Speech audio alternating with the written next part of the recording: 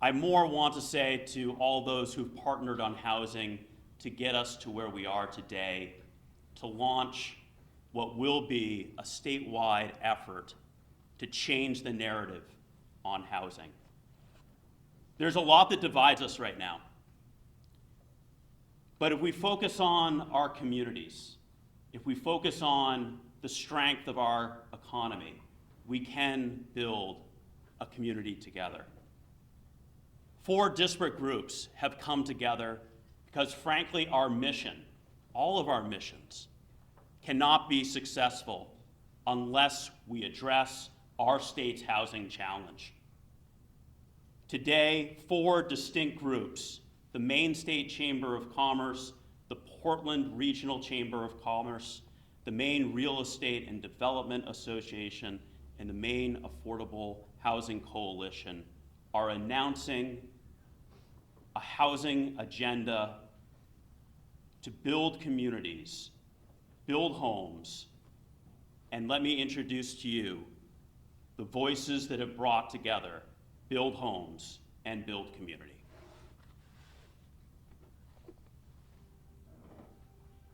The biggest issue, regardless of where you are in the state, is to bring housing production up. It's all geographies, it's all income strata. Without housing, there is no community. Maine has never faced a shortage of housing like we have today. Now is the time that we need to act. This is a crisis. We need to take measures where housing projects aren't put at the back of the line, they should be put at the front of the line. We need to reimagine how we think about housing. You need to solve a crisis by bringing people together. I was moving on, the next chapter of my life. I myself have lost probably a dozen employees, and it's because I can't afford to live here. 2 full years later, and all my stuff is still in storage. Good morning to you. It's a dilemma for me finding staff. We don't have a lot of options for folks. 90% of restaurants are teetering on failure. But I can speak for my own personal challenges. There's no inventory. You know, there's a net deficit of 80,000 houses in Maine. I'm looking at inevitably having to leave my community, and I don't want to do that. Harrison has quite a bit of large parcels of land. What can we do with this? How can that benefit Harrison as a whole? There are ways we can do this without disrupting the fabric of the community. We have Mainers living in our shelters who have full-time jobs and they can't find housing. Building new homes is what's going to keep the people that we rely on able to be there in our communities. Nurses and cops, first responders are teaching in your schools. You need to find options for them. Without this very basic necessity of housing, everything from attracting and retaining our workforce, to be able to take care of our patients, making sure our patients are healthy. If we can't achieve that, then we're not doing our goals. The economy is built not only on tourism, it's also built on manufacturing, and we need to make attainable housing available. How are we going to attract families and the kids into schools? People can't find a home, they can't move into your town, they can't move into your state. For us to grow, we need housing. Augusta needs to hear from the people of Maine that this is a really big priority and that it's impacting all of us. People really working together with communities in the lead, thinking about what they want for the future of their community is really a critical part of the solution. The only way this changes is if businesses, nonprofits, people, and communities get involved. We need people to show up for housing projects like people show up for economic development. If there's a project in your community and you're supportive of housing, that'd be a good meeting for people to attend. When you advocate for housing, you're actually advocating for community, public safety, public health. Our ability to create housing at all levels creates growth in our economy. If we all start saying yes to housing production, that is the only way that we're going to tackle this housing crisis. It is critical if we want to maintain an economy, a community, and environment here in Maine that's sustainable in the long run. This cannot be solved by one individual. It has to be a team.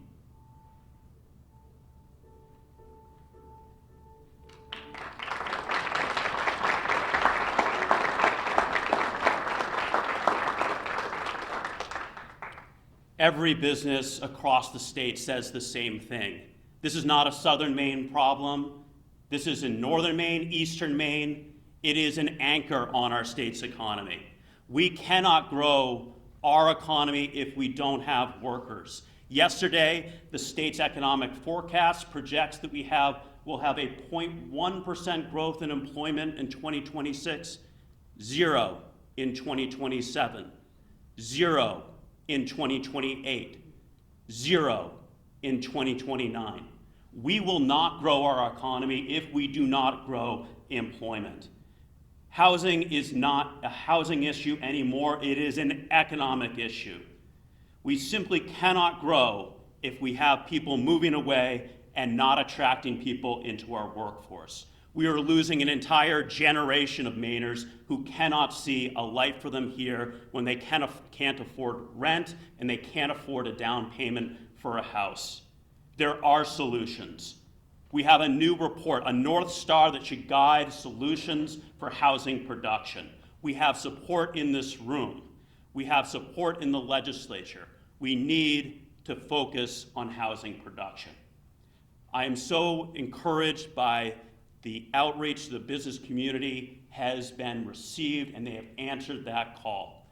This would not be possible without the key voices of our business leadership who are joining us in this call for housing production. It is my pleasure to introduce to you the President and CEO, a board member of the Maine State Chamber of Commerce, and from a company that knows that investing in a community is a good business model. Please welcome Bob Montgomery Rice, the President and CEO of Bangor.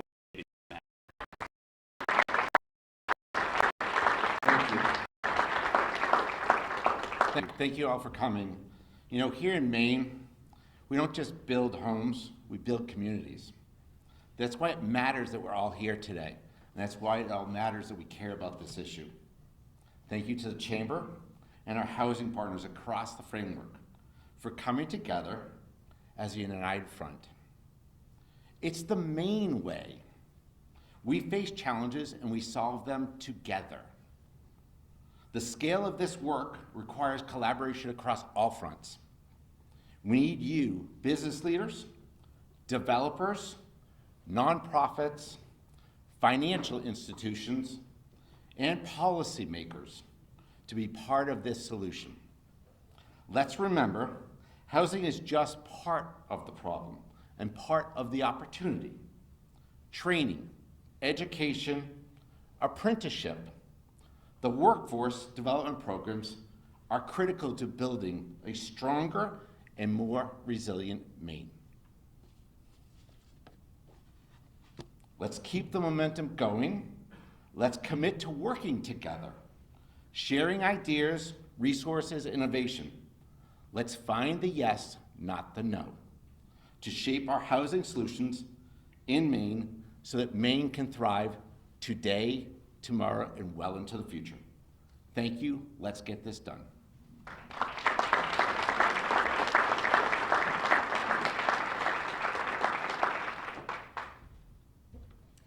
Thank you, Bob, and good morning, everyone. Thank you so much for being here. My name's Quincy Hensel. I am the president and the CEO of the Portland Regional Chamber of Commerce, and our organization is so incredibly proud to be a partner in this coalition and to also help this really critical campaign move forward. The housing shortage is not a single industry issue. It affects every level of employment and every single sector of our economy. One area where the impact has been particularly severe is in our hospitality and tourism industry, Maine's largest economic sector. Restaurants, hotels, and tourism-related businesses have struggled to find and to retain workers, largely because there simply is not enough affordable housing. For those who do find employees, many are traveling very long distances between work and their home, and this is an even greater challenge because of the long and the late hours that hospitality workers often have to work. If we want to grow and sustain our state's tourism industry, we must address housing access as a core part of that solution. Expanding affordable housing isn't just a social issue, it is an economic imperative.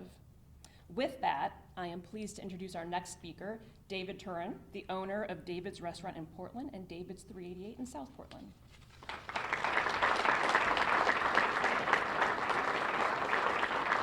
Well, all right, you know there's a crisis when you ask the chef to get to talk to the woman, I'll tell you that. So, first off, I own David's Restaurants right here in Portland and South Portland, and I'm honored to be here. I don't know, why did you ask me again? So anyway, all right. So I'll just be blunt. The lack of housing is just crushing the restaurant and hospitality industry. I mean, it's pretty bad. It's rough.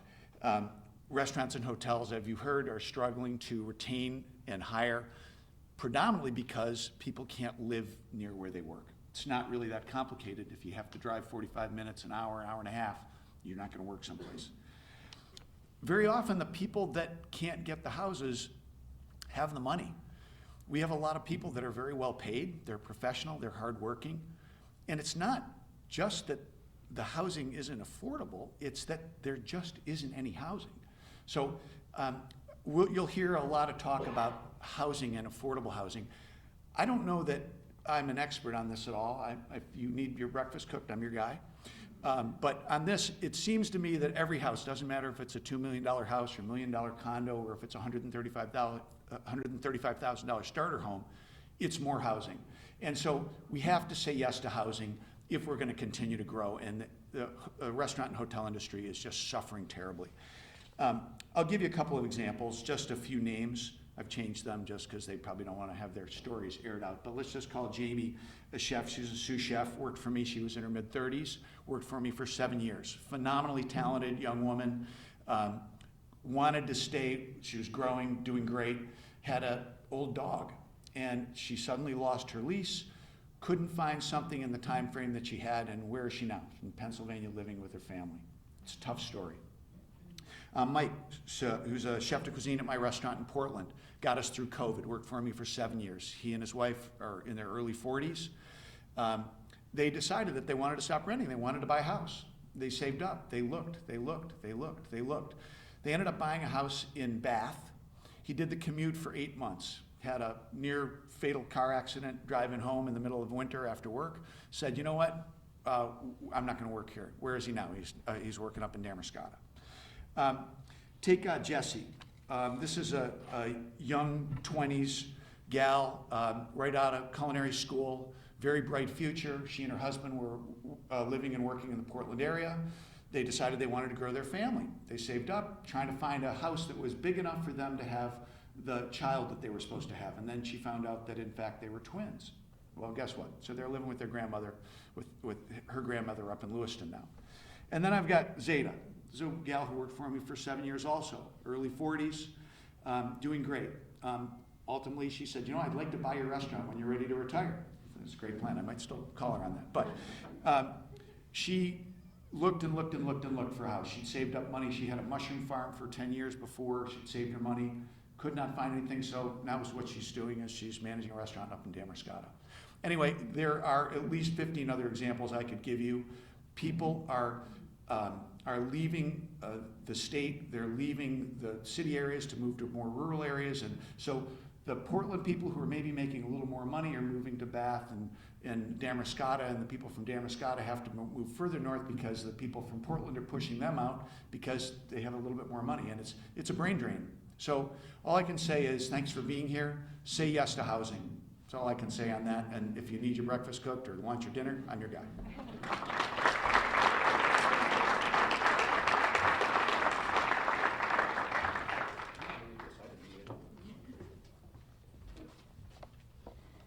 Thank you, David. Good morning. I'm Laura Mitchell. I'm the Executive Director of the Maine Affordable Housing Coalition, and we are a proud founding partner in the Build Homes, Build Community movement. This campaign was created because the answer to so many of Maine's challenges that you've heard about is very simple. We need more housing of all types and of all sizes. For me, this work is actually personal. As a child growing up, our trailer burned down and I moved into public housing. It shaped how I look at what a home means. It means safety, it means stability, and it means a shot at opportunity, and everyone deserves that. Build Homes, Build Community is about action. That's really important, and we need all of your action. And it's about engaging everyone in action. Our plan is very clear. There's 5 steps. We need to lower construction costs by cutting unnecessary regulation. We need to help towns welcome housing. We need that yes to housing coming out of every town in Maine. We need to promote connected communities so people can live close to their schools, their jobs, their grocery stores. Thank you, Hannaford, for having us here today. We need to speed up the permitting process at the state and local level, and we need to fund affordable homes for those who need them most. This isn't just about policy, though. It's about Maine's future and whether people can live, work, and belong here. So now is the time to act, and I'm really pleased to welcome Kathy Hall from Lighthouse, a business that is taking action. They are deeply invested in housing and partners in the Build Homes, Build Community movement, and they provide thousands of memberships to individuals throughout Maine to support housing in their communities through the Maine Affordable Housing Coalition. Thank you.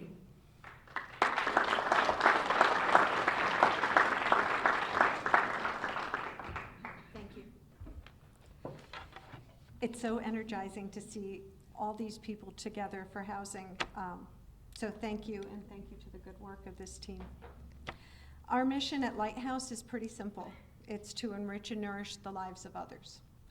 And we've taken a particular focus on housing because when people have homes, communities thrive.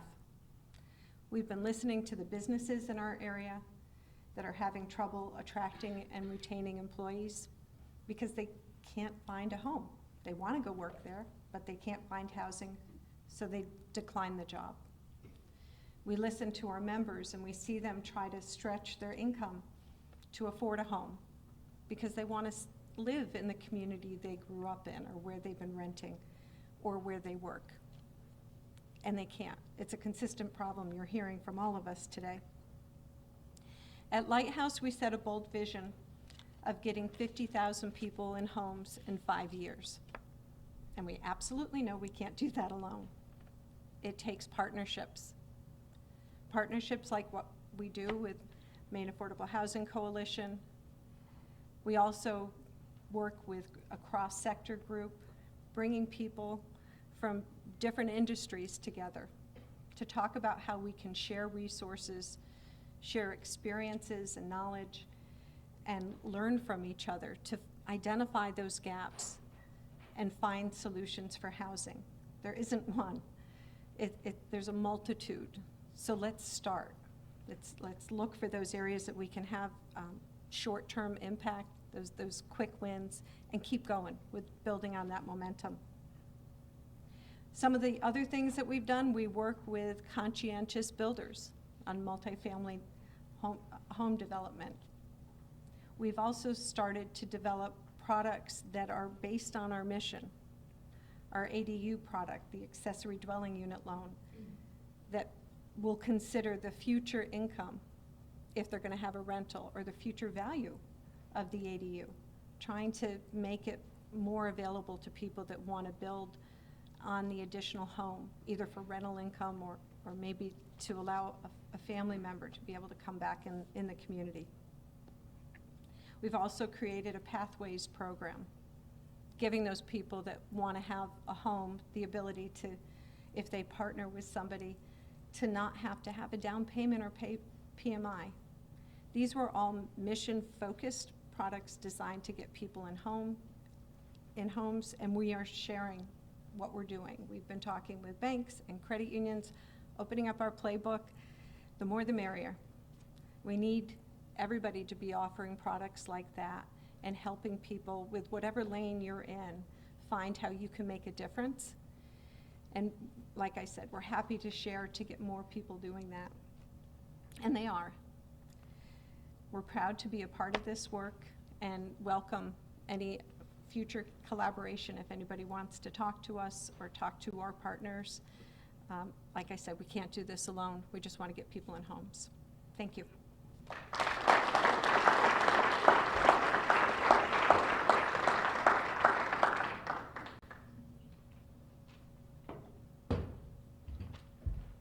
Good morning.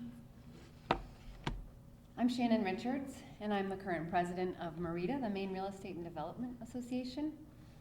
We are one of the founding members of this coalition. I see you and I know why you're here today.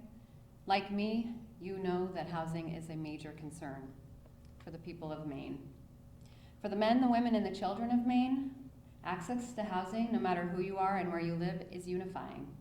We all live somewhere. When I think of my home, I think of my children, my friends, my parents who visit, my neighbors, my community. I think of safety, warmth, and security, and I think about my future here in Maine. As a statewide nonprofit dedicated to the responsible development of homes in Maine, it's a critical part of our directive to unlock the problems that we are facing. Our teachers, our firefighters, our carpenters, our aging parents, and our young children, they are facing challenges that we have the power to overcome, but they need us to lead. With our ability comes our responsibility to solve this housing shortage for not only the very disadvantaged, but also the missing middle. We want and need to live near who want and need to live near their jobs and in their communities, and for whom housing could be considered hardest right now. We, in this category, are critical to Maine's success. From 2020 to 2024, the median home price increased by 50% in Maine, while wages only increased by 33%. The starting salary for Maine's teachers is $40,000 and $65,000 for Maine state police officers. Yet a home buyer in Maine must make $100,000 to afford the current median home price. The most effective way to solve this imbalance is to build new homes. Adding housing to the market will bring prices down and help solve this problem. We need this message to hit home today. We're here to identify what you can do to help. To speak more about the impact of Maine's essential workers, I invite Laura Cordes, the Executive Director of the Maine Association for Community Service Providers. This organization represents nearly 100 agencies that provide educational, residential, and community-based supports, as well as specialized care to children and adults with intellectual disabilities, autism, and brain injuries. Laura?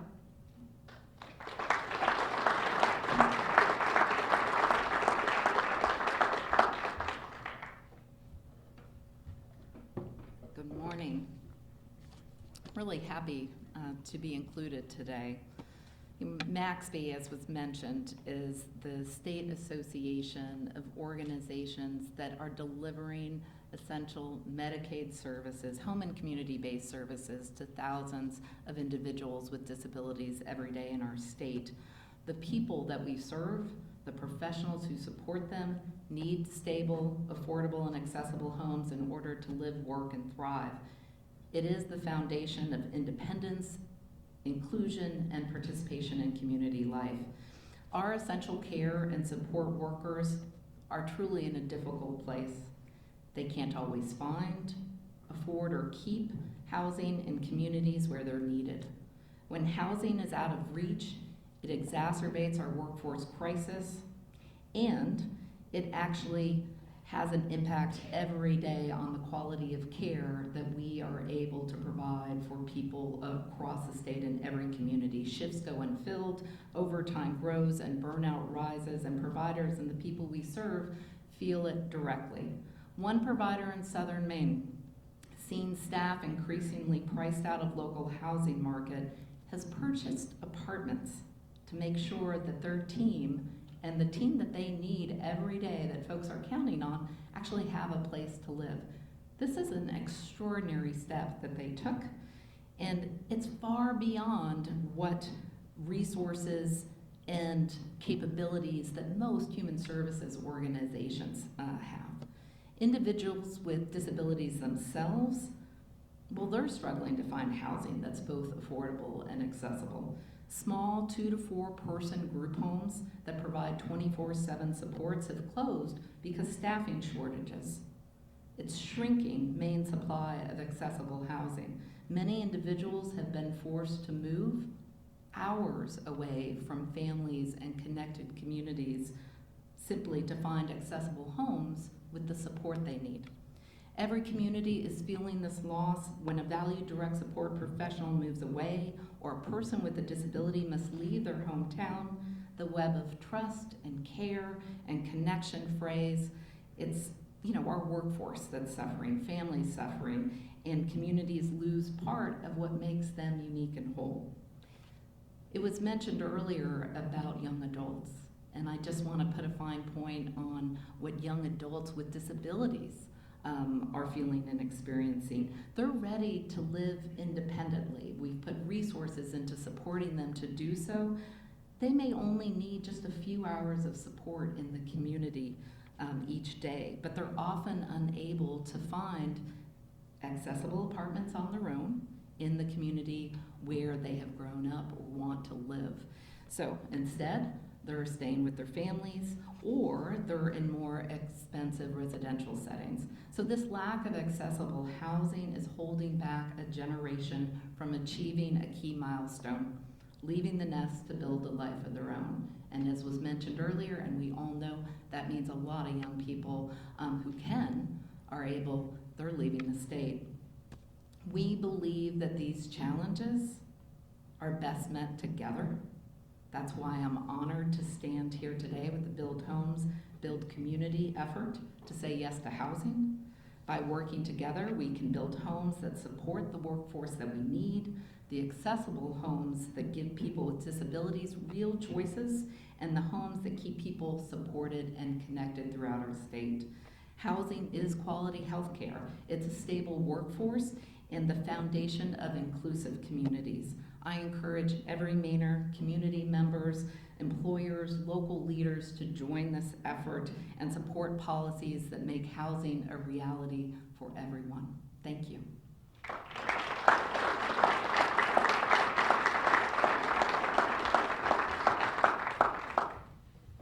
Thank you, Laura. You've all heard many compelling stories of people's experiences and struggles with housing. I really want to thank you all for being here today. Thank you to the founding partners in this work, our sponsors. You are all now a part of the Build Homes, Build Community movement in Maine.